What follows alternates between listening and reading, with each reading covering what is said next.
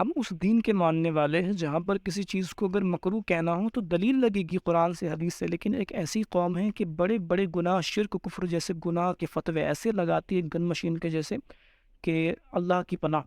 اور دلیل کیا دیتے ہیں یہ لوگ؟ کہتے ہیں نا یا رسول اللہ کہنا شرک ہے، یا قص کہنا شرک ہے، یا علی مدد کہنا شرک ہے۔ اور دلیل کیا ہے ان کے پاس؟ قرآن کی وہ آیتیں جو بتوں اور کفاروں کے حق میں نازل ہوئی ہے، ان کے رد میں نازل ہوئی ہے، وہ آیتیں پیش کرتے ہیں۔ دیکھو یہ اللہ نے فرمایا جو اللہ کے علاوہ کسی اور کو پکارتے ہیں، تو میں کہتا ہوں کہ تم بھی تو اپنے باپ کو پکارتے ہو، اپنی ماں کو پکارتے ہو، وہاں شرک کیوں نہیں ہوتا؟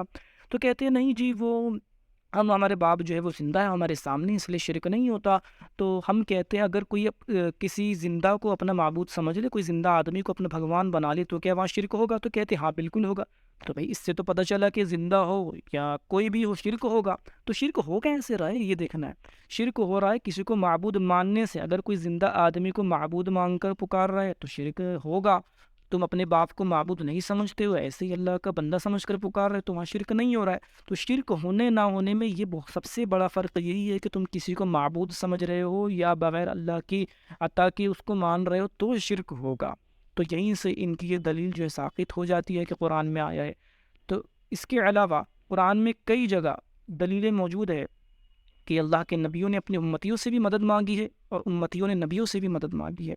سورہ قصص کے اندر حضرت موسیٰ علیہ السلام کا واقعہ موجود ہے کہ آپ کی قوم کے ایک شخص نے آپ سے مدد چاہی، اللہ نے اس کو بیان فرمایا، فرماتا ہے فَاسْتَغَاثَهُ الَّذِي مِنْ شِيعَتِهِ، تو موسیٰ علیہ السلام سے آپ کی قوم کے ایک شخص نے مدد چاہی، سورہ قصص آیت نمبر 15۔ اس کے علاوہ حضرت ذوالقرنین کا اپنی قوم سے مدد مانگنا ہے، آپ فرماتے فَأَعِينُونِي بِقُوَّةٍ أَجْعَلْ بَيْنَكُمْ وَبَيْنَهُمْ رَدَمًا، فرماتے ہیں کہ میری مدد کرو طاقت سے تاکہ میں تمہارے اور یاجوج ماجوج کے درمیان ایک آڑ بنا دوں، سورہ کہف آیت نمبر 95 میں یہ موجود ہے۔ تو کیا یہ شرک ہو گیا تھا؟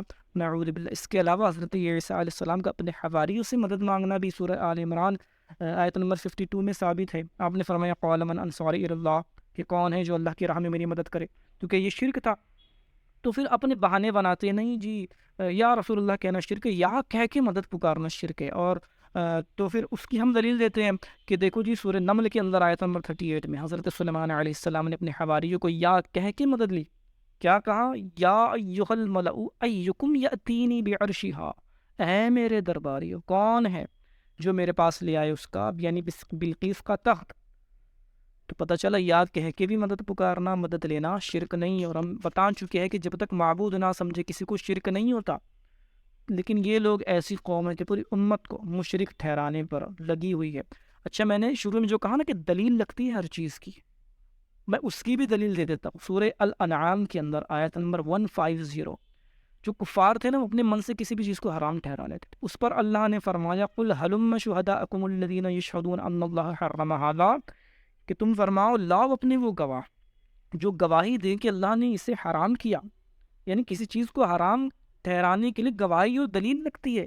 تو ہم بھی کہتے ہیں تم دلیل لاؤ کہ اللہ کے رسول اس کے ولیوں کو ان سے مدد چاہنا شرک ہے، ایسی کوئی دلیل لے کر آؤ، اور ایسی دلیل لے کر آؤ جس میں باقاعدہ لکھا ہو کہ اللہ کے ولیوں کے وصال کے بعد ان سے مدد مانگنا شرک ہے۔ کوئی ایسی دلیل نہیں ہے، بلکہ ہم ثابت کر چکے ہیں کہ اگر زندہ سے بھی رب سمجھ کر کوئی پکارے تو وہ بھی شرک ہوگا۔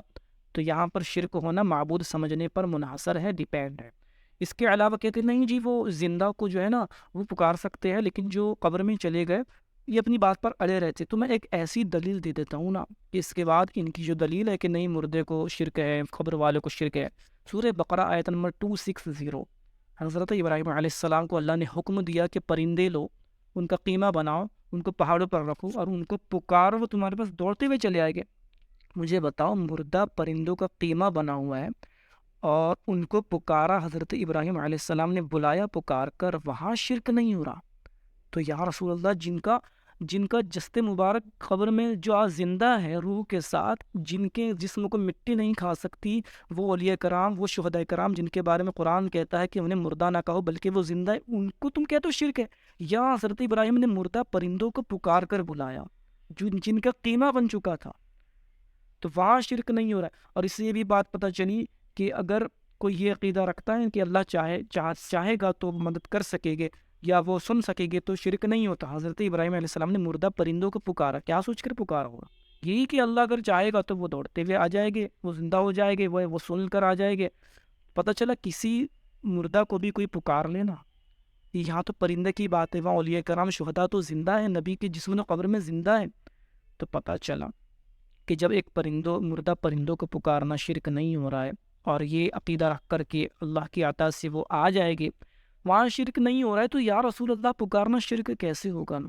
تو یہ قوم جو ہے یہ قرآن پڑھتی نہیں، سمجھتی نہیں، نعوذ باللہ. یہ لوگ اپنے من سے پوری امت کو مشرک ٹھہرائے ہوئے. صحابہ کرام تو رات دن یا رسول اللہ کہتے تھے، بلکہ آپ کے وصال کے بعد بھی یا رسول اللہ کہتے تھے. تو پتہ چلا یہ شرک جو انہوں نے اپنے اصول سے بنا رکھا ہے نا، یہ ان کا بیسک ہی غلط ہے، بیس ہی غلط ہے، ان کا فنڈامنٹ ہی غلط ہے. تو اللہ تعالیٰ سے فتنوں سے ہمیں محفوظ فرمائے.